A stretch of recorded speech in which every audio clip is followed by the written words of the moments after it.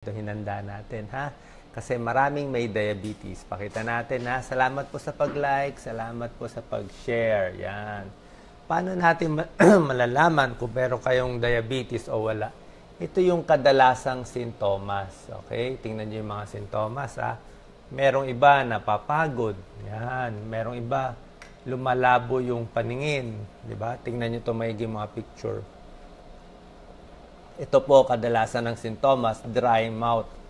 Yung parang laging tuyo ang bibig ninyo. Ibig sabihin, nagkukulang ng tubig. Diabetes na pala yan. Laging nauuhaw. Yung mga sugat, matagal maghilom. Yung iba, pumapayat. Yung iba, tumataba. Yung iba, nasusuka. Tapos, minsan nagkakaroon ng infection. Kasi kung may diabetes nga, medyo mahina ang katawan eh. Kaya nagkakaroon ng infection sa puwerta, may discharge sa puwerta, o sa singit, ihi ng ihi. Yan din, sintomas din yan ng diabetes. Okay? Pero may ibang tao, walang nararamdaman. Pero may ibang tao, may ganito. Kung meron kayong ganitong mga sintomas, i-check natin maigi kung meron kayong diabetes. Ito po, ang ganda nitong table na to, ha? Ito yung mga test na gagawin natin para malaman kung meron kayong diabetes. Pwede nyo po i-comment. I-comment nyo po sa YouTube, sa Facebook, kung ano ang blood sugar ninyo. Tatlong test yan, tatlong araw. 1, 2, 3. Ito muna sa gitna, uunahin natin, ha. Ito yung FBG, fasting blood sugar, fasting blood glucose. Ito yung pinakamadaling test. Ito yung fasting blood sugar. Hindi kayo kakain ng 10 oras, tapos papacheck tayo ng blood sugar. Yan. So, dapat ang blood sugar nyo, pag hindi kayo kumain after 10 hours, ay normal. Green, 100 milligrams per DL and below. Yan. Lahat ng mga mababa blood sugar, comment po kayo, like lang po kayo. Salamat sa pag-share. Ngayon, kung ang fasting blood sugar nyo, lampas 100 to, 100 hanggang 126, ha? Yellow, ibig sabihin warning. Medyo mataas na yan, ha? Lampas 100, let's say 105, 110, pre-diabetes na yan. Ang ibig sabihin, papunta na sa diabetes. Yung iba sinasabi, mild diabetes o medyo may diabetes na. Diba? Kaya talagang todo dieta, todo ingat na tayo dito. Kaya maraming mga borderline Borderline, mga 95, 102, 101, borderline. Comment po, napakalaga nitong diabetes. Kasi maraming komplikasyon at nakakamatay. Tingnan nyo naman, pag ang fasting blood sugar nyo lampas 126, ayan o, pula na, red. Ibig sabihin, stop. Talagang diabetes na yan. Ha? Red na to, warning sign na to. Okay? Ngayon, hindi lang naman fasting blood sugar ang pang-check kung may diabetes o hindi. Pwede rin natin gawin yung after meals. Ito yung oral glucose tolerance test. O pwede kayo mag-check ng blood sugar pagkatapos kumain. Kasi dapat mababa blood sugar nyo bago kumain at pagkatapos kumain mababa din. Pag kumain kayo, talagang tataas konti ang blood sugar. Ayan, tataas siya konti. Pero ang taas niya dapat ganito lang po 140 milligrams per DL lang. Hindi pwede lalampas dyan. Pag lampas dyan, abnormal na. Pag after eating, ang blood sugar nyo, 140, 200, o mga 160, 180, mataas na yan. Pre-diabetes na yan. Kung after eating, tumaas ng lampas 200, nako, delikado na to kasi lalabas na sa ihi ang iyong blood sugar, lalabas sa ihi yung asukal, lalanggamin na ihi. Ito yung nilalanggam ang ihi. Ha? So, kailangan mababa din yung after eating. Binabantayan yan both. Both kailangan mababa. Yung iba kasi mababa bago kumain. Pag kumain naman, hirap na hirap yung lapay. Pancreas, taas agad. Diba? Pero may isang mas magandang test pa. Ito, napakagandang test nito. Ito yung test na walang kawala yung mga mahilig magdaya sa pagkain. Hemoglobin A1C. Ito, pinakamagandang test para sa diabetes. Ito po, malalaman ang blood sugar nyo for the past 3 months. For the past 3 months, malalaman blood sugar nyo sa hemoglobin A1C. Kaya yung mga iba, medyo madaya yung mga iba. Ayan, dyan pala si Doc Lisa. Salamat sa pag-share. So, Yung iba kasi nagdadaya, hindi sila kakain. Tapos pag hindi kayo kumain, papacheck ng fasting blood sugar. Uy, mababa. Happy na sila. Madaya. Kasi hindi siya kumain eh. Pero itong test na to, walang kawala. So, papagawa natin sa kanya hemoglobin A1C kasi itong test na to, 3 months blood sugar mo. In-average niya yung blood sugar mo sa loob ng huling 3 buwan. Kung ano kinain mo ng huling 3 buwan, lalabas dito. Kaya hindi mo madadaya itong test. So, pag ito ang tinest sa'yo, hemoglobin A1C, ang normal, 5.7% and below. Yan. Pagka hemoglobin A1C mo, lampas na 5.7 to 6.4, pre-diabetes na yan. Ibig sabihin, marami ka kinain. Pag mas mataas pa, 6.5, mataas na. Anong test ang maganda? Pag initial, medyo nagtitipid, ito na lang, fasting blood sugar. Pero kung may kaya, maganda, lahat ito, i-check. Lahat ito, i-check. Okay? So, ito po, napakahalaga nitong picture, napakahalaga nito. Ito yung kakainin natin, ha? Ano yung pwede kainin, ano yung bawal kainin. Okay? Alam na alam to ni Doc Lisa, pwede ka muna magpakita, Doc Lisa. Hindi, okay na si Reggie. Mas gusto ko siya nag-video. Okay. Prepare mo muna. So, ito ito yung mga kakainin natin. Pag sinabing high glycemic index, pakinggan nyo po, napakahalaga nitong term. Pag high glycemic index yung pagkain, ang ibig sabihin, konting kain mo lang nito, akyat na yung blood sugar mo. Shoot up na ang blood sugar nyo. Yan. High glycemic index. Konting kain lang, talagang sure tataas, sure magkakakomplikasyon. Katulad ng kanin. Konting kanin lang, taas na ng blood sugar ko. Ba't tumaas? Kanin eh. High glycemic index. White bread, ang bilis tumaas. French fries, patatas. Yan. Lalo na ito, kakanin, rice cake. Lahat ng kakanin, bibingka, palitaw, sapin-sapin, talagang pampataas ng blood sugar. Yan. Kaya maraming may diabetes, bawal yan. Kung gusto nyo kumain, konting-konti lang. Bakit siya high glycemic index? Ang problema kasi sa ganitong pagkain, pag natunaw siya, ang bilis niya matunaw yung mga kanin. Pag natunaw siya, absorb agad sa dugo. Pag na-absorb agad sa dugo, taas agad yung blood sugar natin Taas agad Kaya ang gusto natin, itong mga moderate tsaka low glycemic index. Itong mga moderate, medyo hindi ganun kataas. Brown rice, di ba? Paano may fiber siya matagal ma-absorb. Brown bread, wheat bread, maraming fiber kulay brown matagal pumasok sa tiyan, kaya dahan-dahan. Sweet potato, kamote, saging, yan, pwede ang saging sa diabetes, konti-konti. Ito, mas maganda pa, low. Apple, hindi yan nakakataas ng blood sugar. Mani, syempre, walang asin, di ba? Mushroom, konting gatas, pwede rin. Yan. So, ito yung mga mas magagandang pagkain. Gulay. Gulay talaga, ang baba niya sa glycemic index. Itong iniinom ko, ang baba nito, pipino to. Pipino, cucumber, talagang low glycemic index. So, tingnan natin yan. Yan ang mga pagkain para sa inyo. Kahit may diabetes, kahit walang diabetes, susundin nyo yung tips natin, Tulad na sinabi ko, mga whole wheat, sa mantika, konti-konti lang ang oil na paggamit, huwag masyadong prito. Dapat ang pagluto, ganito, ang mga bake, bake, roasted, o mga grilled, yung mga grilled lang, boiling, pinakuluan lang. Yan ang pinakamagandang pagluto. Siyempre, lahat ng gulay pwede sa diabetes. Hindi yan nakakataas ng blood sugar. Beans, walang problema. Munggo, cucumber, pipino, gulay. Ito, apple, Sabi ko sa'yo, nasarap ang apple. 1 apple a day, keeps the doctor away. Salad, hugasan lang maigi. Yan talaga pwede. Gulay, kangkong, citrus fruits, pwede, lemon. Ito, ampalaya, di ba? Ampalaya, alam natin, ampalaya, nakakababa pa ng blood sugar yan, di ba? Kain kayo ng ampalaya. Cauliflower, broccoli, cabbage, lettuce. Lahat yan, very healthy. Munggo, bean sprouts, toge, tsaka pakwan, pwede pa konti-konti, isa o dalawang pakwan. Ngayon, kung gusto nyo talaga uminom, pa konti-konti, mga sugar-free, pwede. Pero wag din masyadong marami nitong mga NutraSweet at sugar-free.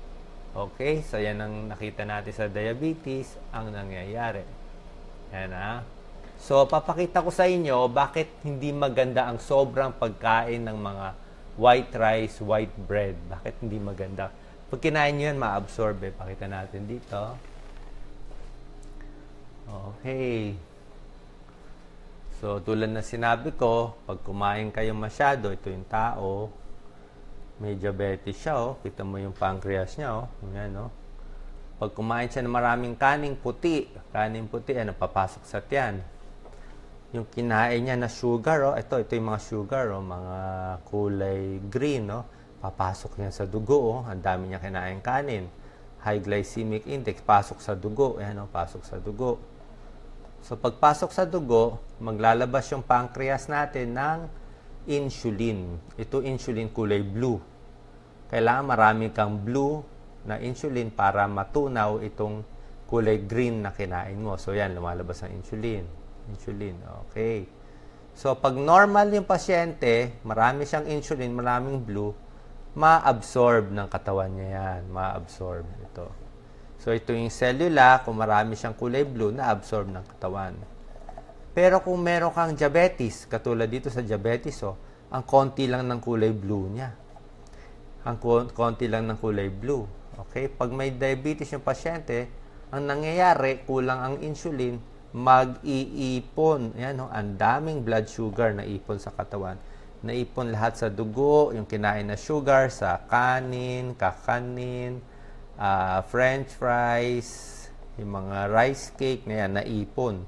So, pag nag-build up tong blood sugar, ang taas ng blood sugar nyo sa dugo.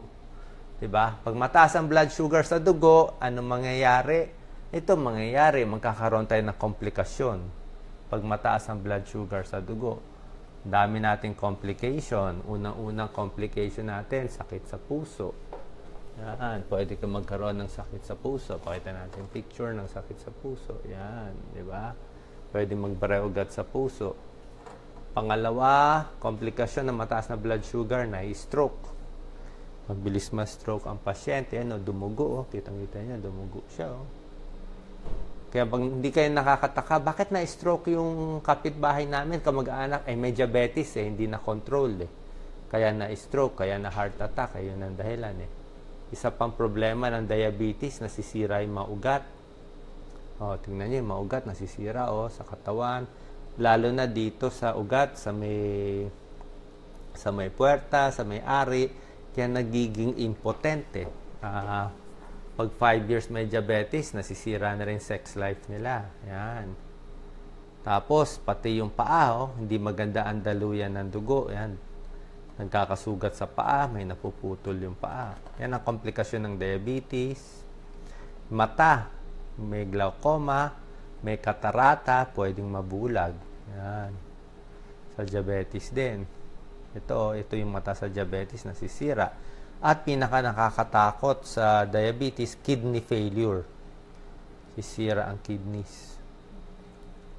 Tapos, pwede rin masira ang ipin sa diabetes. Okay? So, kailangan makontrol natin ang ating blood sugar. So, itong paraan natin para makontrol yung blood sugar, syempre, yung timbang natin, control natin yung timbang, meal plan. Yan, inom tayo ng gamot sa diabetes, mga glycoside, metformin, minsan insulin. Okay? So, ito mga risk factors. So, sino ang pwede magkaroon ng diabetes? Ito mga risk factors natin sa mga buntis, nagkakaroon, pwedeng matanda, pwedeng bata, lahat nagkakaroon ng diabetes. Okay? Tingnan natin dito, Reggie. Sige. Okay, pakita natin Ito Okay. So, ito yung mga sintomas. Ito po, napakahalaga nito. Kailangan alam nyo, pag ang blood sugar nyo mababa o mataas, life-saving to. Minsan kasi, kinuwento ko sa inyo, pag mataas ang blood sugar, di ba? Yan ang sintomas sa dry mouth, taas na blood sugar, uhaw, weakness, nahihilo, blurred vision. So, kailangan nyo uminom ng gamot para sa diabetes. Ngayon, minsan naman, bumababa yung blood sugar. Pakita ko yung mga sintomas. Pakita ko sa yung mga sintomas.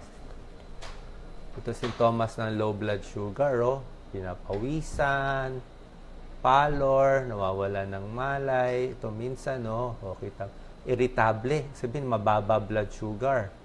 Minsan, nasosobrahan ng gamot. O kung hindi naman nasosobrahan ng gamot, ay minsan kulang ka lang sa kinain. Ito, gutom, lack of coordination, inaantok. So, pag mababa blood sugar, inom tayo ng pampataas. Pwedeng candy, para tumaas yung blood sugar. Okay? Tapos marami pa tayong mga pinapakitang mga gagawin natin sa mga may diabetes. Ito, check nyo lagi yung blood sugar nyo. Tapos, kailangan mababa lang. Ito, mataas, 109. Minsan ng ihi, chine-check kung may protina. Exercise is good for your health. Yan, para sa lahat to, kahit walang diabetes. Yung mga alak, iniiwasan. Okay, tapos sigarilyo, iniiwasan. Tapos yung paa, chine-check din natin. Okay? So, ito yung mga... Ngayon, pag-uusapan natin naman ni Doc Lisa, yung mga pagkain para sa diabetes. Kung anong mga pagkain ang pwede at hindi pwede. Maganda itong mga hinanda niya. Dito po tayo. Sige, Doc Lisa. Mga pagkain para sa diabetes. Okay. Ito tandaan nyo to. Pwede ito sa lahat ng tao. Doc Lisa. Sige, yan. Okay.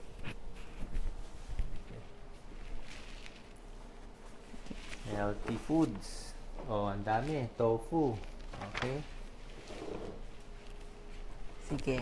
Yes. So, magandang araw sa inyo. Ang topic natin ngayong araw na ito ay mga pwedeng kainin ng mga diabetiko. So, kasi syempre, gusto nila example o ehemplo ng mga kakainin nila. Pero ang general goal o ang gusto nating mangyari, kung kayo ay mataba o overweight, magbabawas tayo ng timbang. Yan yung number 1 na dapat natin gawin. Tapos pangalawa, magkaroon ng regular na ehersisyo. So, i-start nyo lakad-lakad dyan sa labas bahay nyo, 15 minutos. Pagkatapos sa mga ilang linggo, kapag kaya nyo na, itataas nyo sa 30 minutos hanggang 45 minutes, 3 times a week. So, ganun yung goal natin. Pangatlo, kailangan meron tayong regular na check-up sa mata, sa paa, at saka sa ipin. Kasi baka nakakalimutan natin yon, importante yon. Pagdating sa pagkain, gusto natin small frequent feedings. Anong ibig sabihin nun? 5 beses kakain, pero konti-konti lang. Almusal, merienda, tanghalian, konting merienda at hapunan. Tapos iwas sa mga fast food na pagkain. Bakit? Kasi mataas yun sa calories, lalo na kapag pirito o kaya yung mga Thousand Island dressings o yung mga mayonesa ang dressings. Kung magluluto tayo, gusto natin yung pangat, ihaw, bake, turbo, pasingaw o steam. Kaya naman sabawan na lang natin laga, sinigang o kaya tinola. Example nito, gusto natin bumaba yung mga mabababa sa calories, mababa din sa cholesterol, at mababa sa glycemic index, yung mga kakainin natin. O ibig sabihin, dahan-dahan lang ang pagtaas ng sugar sa katawan. Ano yung mga example nito? Ito po ang example nito. Una, gusto natin complex carbohydrates katulad ng brown rice, mga sugar-free wheat bread, yung mga pasta, spaghetti, macaroni. Ito, spaghetti, macaroni. Tapos maganda din sa atin, kamote. Yan, meron tayong kamote, oatmeal. Yan ang mga gusto nating ipakain sa mga diabetiko. Tapos kasama dyan yung mga legumes o yung beans na kung tawagin, yung mga buto-buto. maganda din yan sa mga diabetiko. Ito naman ang example nun. Ito, red beans, yung mga sitaw, bataw, patani, yan, maganda lahat yan, ha. At sa mga diabetiko, bagay ang lahat ng gulay, lahat ng maberdeng dahon, tapos lahat ng ma-vitamin C, katulad nitong broccoli, tsaka red peppers, napakayaman yan sa vitamin C. Mais, maganda din, wala lang akong example kasi high fiber yan. Kamatis, ito, gusto din natin yan para sa mga diabetic. Pagdating sa prutas, ganun din, lahat ng mayaman sa vitamin C. Bakit? Antioxidant yan para protektahan laban sa damage sa mata, sa nerves, sa ugat, sa blood vessel o ugat o daluyan ng dugo. Ano example? Suha, mga dalandan, strawberry bagyo, mas hinugang prutas, mas mataas sa vitamin C. At nakita nila, gusto nila, ang mga diabetic, mataas din sa vitamin E. Katulad ng mga avocado. Ito, avocado, garbanzos, kamote. Kasama dyan, ha? Mataas sa vitamin E. Yung mga corn oil, soya. Kasama yan. Soya, tofu, peanut butter, mataas yan sa vitamin E. Gusto rin natin mataas sa magnesium. Katulad ng mga dahon ng spinach, soya, tofu, taho, peanut butter, kasoy. So, yung mga nandito. Tapos, nabanggit natin kanina yung mga legumes. Sitaw, patane, beans, bitsuelas, kidney beans, lahat yan. Toge, bean sprouts. Kasi yan, mga complex carbohydrates, mataas sa fiber, mababa sa fat, o minsan walang cholesterol, pero mataas sa vitamins and minerals. Tsaka alam nyo ba, itong mani na to, isa to sa pinakamababang glycemic index. So, maganda siya. Mani, mababa sa glycemic index. Itong mga beans na to, ha, pati soya, tofu, mga kidney beans, skim milk, kaya nga gusto natin, source ng calcium nila, skim milk and yogurt or low fat. Yan, mababa yan sa glycemic index. Ngayon, gaano kadami yung gusto nating ipakain sa inyo? Siyempre, gusto natin tuwing kain, di ba? Small, frequent feedings. Isang kanin, isang ulam lang, kung pwede. Ganong kalalaki? Eto, kaya kung meron nito, magtataka kayo, ganong kalaki. Pag sinabing pancake ang gusto nyong kainin, sinlaki lang ng CD. Wag naman, ganito kataas yung pancake nyo. Ganito nga kabilo, ganyan naman kataas, hindi. Mga isang laki lang ng CD. Pagdating naman sa kanin, gusto natin 1 cup rice lang. So, medyo ganito kalaki. So, tama yung sa Jollibee, sa McDonald's, ganun kalaki lang, ha. Hindi isang plato. So, ito, sinlaki na to ng 1 cup ng kanin, 1 cup ng pasta, 1 patatas, o 1 kamote. So, ganyan kalaki, sinlaki ng isang baseball. Pag sinabing kain, 1 cup of salad, ganyan kadami din. Isang prutas, medyo ganitong kalaki, katulad nitong apple natin, no? Magsinlaki sila.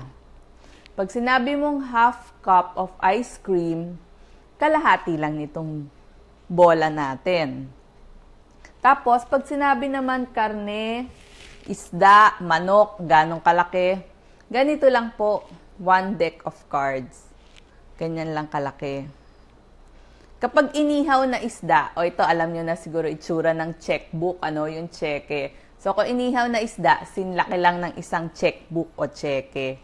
Pag sinabi naman nating peanut butter, ang ganitong kalaki, 2 kutsara na eh. So, kung kaya nyo ipalaman, 1 kutsara lang nitong ping pong ball, di kalahati ng ping pong ball, pero hanggang 2 kutsara lang. Ang 2 kutsara, sinlaki nitong ping pong ball na to. Yan. So, ganun kadami. Ano naman ang iiwasan? E di syempre, lahat ng matamis, katulad ng soft drinks, tsokolate, desserts, o mga panghimagas, cakes, yung mga may honey, may syrup, may asukal, may mga pampatamis, iwas dyan. Fruit juice, gawa na lang kayo ng sarili. Kasi pag yung nabibili, di nyo alam kung puro. So, gusto natin walang asukal, lagyan ng tubig, siguro 2:1. Yung dami ng prutas kumpara dun sa tubig. Pag matatabang pagkain, ayaw natin yung taba ng baka, baboy, tapyasin yan. Iwas sa high-calorie foods katulad ng manok na may balat, yung manok na may breading, yung mga chicken wings na may breading lahat, cinnamon, donuts, iwas dyan. At iwas sa mga fast food kasi yung french fries, hamburgers, wings, high-calorie lahat yan. So, sana po nakatulong tayo sa mga pwede niyong kakainin. Kasi ang hirap nga, lagi kayong pinagbabawalan. Alam ko, umiinit na ulo niyo pag pinagbabawalan kayo. Pero pwede naman, konti-konti lang, small frequent feedings. At pipiliin lang. Yes. Okay, Doc Lisa, salamat. Ang ganda nitong mga baseball mo. Kaya ka pala bumibili ng baseball. Meron tayong mga tips. Diba? Actually, tinuro ko na sa kanila, Doc Lisa, yung high glycemic index. Sabi ko, ang bilis. Yung sinabi mong low glycemic index, mas maganda at matagal ma-absorb sa ating katawan. Ito nga mga low glycemic index, diba? Katulad, mani. Pati kamote, ang ganda pala talaga ng kamote. Kamote Q, hindi, nilagang kamote. Napaka-healthy niyan. Okay? Sige, dito tayo. Tingnan natin mga questions. At meron ako napakagandang topic para sa inyo. Yes, kunin natin Celia. Baseball. Yan. Okay, alam nyo ba? Alam ko, marami sa inyo tumataba, di ba? Marami sa inyo tumataba, overweight, tapos hindi naman kayo malakas kumain, di ba? Sino sa inyo ang feeling nyo tumataba kayo, pero ang konti-konti nyo lang naman ang kinakain? Ito po ang topic para sa inyo. Baka hindi nyo naman kasalanan na tumataba kayo. Baka hormonal problem. Okay? Nakakuha tayo ng excuse. Nakakuha tayo ng excuse. Bakit tumataba? Dahil sa hormones. Hindi dahil matakaw. Kaya meron ako hinandang topic para sa inyo. Yan, no? How hormones can make you fat. Kita nyo, ganda ba ng topic ko ngayon? How hormones can make you fat. So, aalamin natin kung paano, ha? Okay. Merong mga tao kasi po, tumataba sila, pero hindi naman sila malakas kumain. Konti lang sila kumain ng rice, hindi mga mahilig sa matatamis. Pero nakakataka, bakit pataba sila ng pataba? Isang posibleng dahilan itong mga hormones. Ano itong mga hormones? Meron tayong maraming hormones sa katawan. Papakita natin, Doc Lisa. Ito yung na-prepare ko mga pictures para sa kanila. Minsan mataas yung cortisol level. Ito, tingnan nyo. Meron tayong cortisol or stress level. Pag mataas yan, tataba tayo. Meron tinatawag na leptin. Ang leptin, ito yung nagsisignal sa utak natin na busog ka na. Busog ka na. Kaya lang minsan yung leptin nagkakaroon ng resistance. Kaya hindi pumapasok sa utak natin na busog ka na. Kaya kain pa rin tayo ng kain. Yung mataas ang estrogen. Yan, no? Yung mga nagpipills, minsan nakakataba din. High estrogen level, may problema sa breast, may problema sa ovary. Ang low thyroid, pag ang thyroid mo may diferensya, hormonal problem din yan, tumataba din yung hypothyroid. Yung mga binabanggit ko, diabetes. Bago magka-diabetes, nagiging resistant sa insulin, yung katawan natin, at dahil dito, nagkakaroon din ng hormonal problem, kaya tumataba. Tuturo ko sa inyo paano magpapayat dahil sa hormonal problem. Okay? Ito po ang tinuturo ko sa inyong endocrine system. Ang katawan natin, napakahalaga ng hormones. Ito yung nagko-control ng hormones natin. Sa utak ang nagko-control to, sa gitna. Ito pinaka-general the hypothalamus. Siya nag-govern sa buong endocrine system. Kasama ang thyroid, kasama ito sa matres, ovary, kidney, adrenal gland, pancreas, kasama yan. So, ang hypothalamus, napakahalaga, pati ang pituitary gland. Sila nag-uutos Kaya yung mga taong may tumor dito sa hypothalamus, pituitary, magluloko lahat.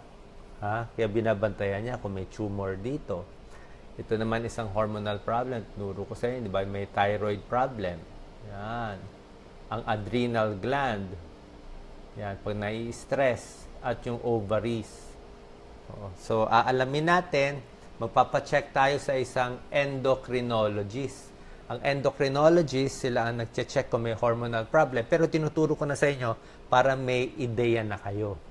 Isa ding cause ng tumataba ay yung nagkakaedad. Okay? Pag nagkakaedad, bumabagal ang metabolism natin Kaya dahil doon, tumataba din. So that's one, pregnancy, pwede rin tumaba. May endocrine problems. Ito po, mga Cushing syndrome sa adrenal gland yan, hypothyroidism sa thyroid, mahina, polycystic ovary syndrome, PCOS, maraming babae may maraming cyst sa ovary, polycystic ovary syndrome, nakakataba din. May problema sa gonads, sa ari, nagkaka-problem din. Yan. So, ito yung magandang picture ng endocrine system ng buong katawan. Yan. May thyroid, merong pancreas, tapos may kidneys. So, explain ko sa inyo kung anong gagawin natin. Yes, Doc Lisa. So, anong mga causes? Katulad na sinabi ko, ang isang dahilan nakikita nila, possible na meron tayong 10 tips para mabalanse natin yung hormones natin. Number 1, yung mga tinuro ni Doc Lisa, kakain tayo ng mga healthy fats. Ano yung fats na healthy? Katulad na sinabi ko, mga avocado, mga nuts, may tulong siya. Yung mga olive oil, mas nakaka-balance daw yun ng hormone natin. Kasi itong mga healthy fats, yung mga taba ng isda, taba ng bangus, mas healthy. Ang bawal, yung sinigang na baboy na taba. Yung mga healthy fats kasi, nababawasan yung pamamaga sa ugat natin. It keeps inflammation levels low, less heart attack, less stroke, mahaba ang buhay sa mga healthy fats. Kaya yung mga avocados o kaya mga oil na yan. Tsaka yung mga omega-3 sa isda. Tapos, pwede rin yung iinom tayo ng yung may lactobacilli, parang mga Yakult, mga yogurt, may tulong siya. Kasi nakita nila, yung mga taong walang good bacteria sa tiyan natin, walang good bacteria, mas nagkakaroon ng inflammation at pamamaga. Ang tawag nila dito, leaky gut syndrome. Si Doc Lisa nga, meron nga mga tableta ng mga probiotics, di ba? Doc Lisa, maganda yun So, may tulong din daw itong mga good bacteria. Minsan kasi, hindi maganda kinakain natin, madalas uminom ng antibiotics, namamatay yung good bacteria sa katawan. So, yogurt, probiotics, may tulong din para sa hormonal problem. Isa pang magandang tulong sa hormonal problem, yung mga toxins sa paligid natin. Marami na yung pag-aaral Merong mga makeup na may toxins sa mga pinag-iingatan nating mga produkto Babanggitin ko lang, pero matagalang usapan to, yung mga DEA, mga parabens, yan mga ingredients sa ibang makeup, propylene glycol, binabantayan to na mas maganda wag na lang gamitin. Pagdating naman sa mga bottled water, diba sinabi ko sa inyo, ang bottled water, isang gamitan lang. Hindi pwede init-initin, hindi pwede mainitan ng bottled water. Kasi, yung mga plastic na bottled water, meron siyang BPA, bisphenol A. Yung bisphenol A, yung plastic yon, natutunaw yung plastic, napupunta sa tubig, naiinom mo, hindi maganda. Yan na nagkakaroon ka ng endocrine problem. Kaya nagloloko yung mga hormones natin dahil sa mga nakakain nating madudumi, minsan sa tubig, sa pagkain. Kaya dapat dun tayo sa mas healthy, sa mas natural. Okay? Yung iba sasabihin, ba't hindi nila ipagbawal? Hindi natin pwede pagbawal, pagbabawal mo lahat na ng pagkain Diba? So, pipiliin mo na lang, dapat marunong ka kumain. Gulay, prutas, maganda, huhugasan mo maigi, di ba? Huhugasan mo siya para at least wash na wash para walang mga bacteria tsaka walang mga fertilizer. Ganun naman Sa tubig, dapat yung healthy water, ingat lang tayo. Dapat yung malinis yung tubig. Okay, so everything in moderation. Isang tip pa sa mga may hormonal problem, kailangan mag-exercise.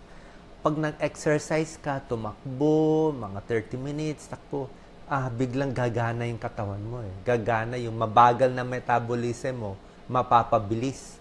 Kung mapapabilis natin metabolism mo, mas papayat ka. At ito yung problema, bakit nagkaka-hormonal problems karamihan, Doc Lisa? Pakita natin, ang kulang sa tulog. Yan, kulang sa tulog. Yan talaga isang malaking problema natin. Pag kulang kasi sa tulog ang isang tao, tataas yung cortisol niya. Kulang siya sa tulog eh. Gagawin ng katawan niya, tataas yung cortisol. Yan ang stress hormone. Pag tumaas ang cortisol, gugutumin ka. Kaya kain ng kain yung mga puyat. Tingnan nyo, pag napuyat kayo, gutom na gutom kayo, di ba? Ibabawi mo sa kain yung pinuyat mo. Kaya nakakataba ang pagpupuyat. Kaya get more sleep, kulang sa tulog, masisira hormones mo, tataba. Stress. Pag more stress ka, di ba? Ang dami iniisip, daming problema. Kain ng kain lalo. Di ba? Nai-stress tumataas yung cortisol level Kaya magbawas ng stress, mag-relax, mag-exercise, mas mababawasan ang iyong kinakain. Isa pa, yung alak, hindi maganda talaga ha. Kahit konting alak sa akin, wag na lang. Kasi yung sobrang alak, nakakataas ng estrogen levels sa katawan. At yung kape, pwede siguro 1 tasang kape, 2 tasang kape. Pero pinakamaganda siguro, iwas na lang or 1 tasa na lang. Kasi pag sobrang kape, nakita nila ang kape, nagpapataas din ng cortisol levels. Bukod sa nagpapataas siya ng cortisol levels ang kape, hindi ka pa inaantok, mapupuyat ka pa. Diba? Kaya mag-iingat sa caffeine at sa alcohol.